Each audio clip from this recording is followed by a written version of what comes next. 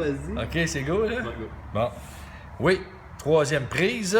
On va montrer comment faire une soudure. Ici, le matériel est overlappé d'1 pouce, 2 pouces. Ça n'a pas d'importance.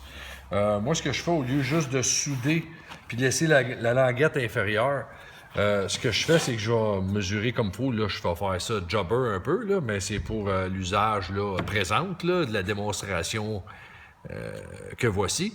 Et puis, ce que je fais, c'est que je vais prendre une règle, puis je vais couper, pas à 45 degrés, mais vraiment le plus en angle possible. Fait que je me mets à 55-60 degrés d'angle, pour couper les deux excédents. Ensuite de ça, j'enlève l'excédent du dessus, puis l'excédent du dessous, il suit avec. Puis si mon caméraman professionnel peut s'approcher, on va voir ici que le matériel, il chevauche d'à peu près 1/4 de pouce facilement.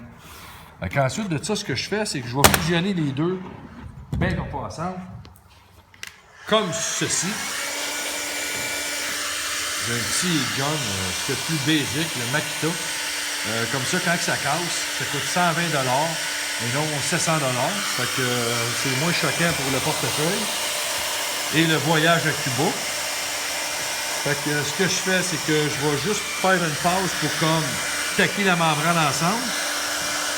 Puis après ça, je suis pas habitué de souder à cette hauteur-là, mais je vais vous montrer comment ça marche grosso modo.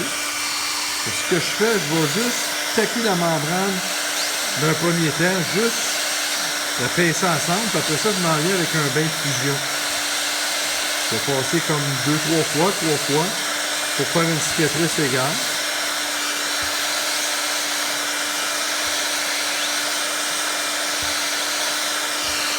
Je m'en viens là, mouvement régulier pour que ça soit tout pareil. Fait qu'après 7 ou 8 équipes là, ici qui me regardent en même temps que je fais ça, dans les différentes zones du Québec.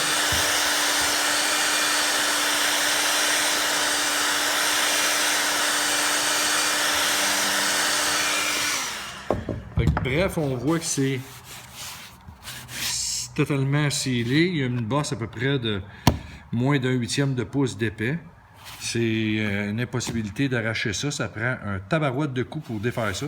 Puis c'est moins agressant comme coup d'œil. Merci.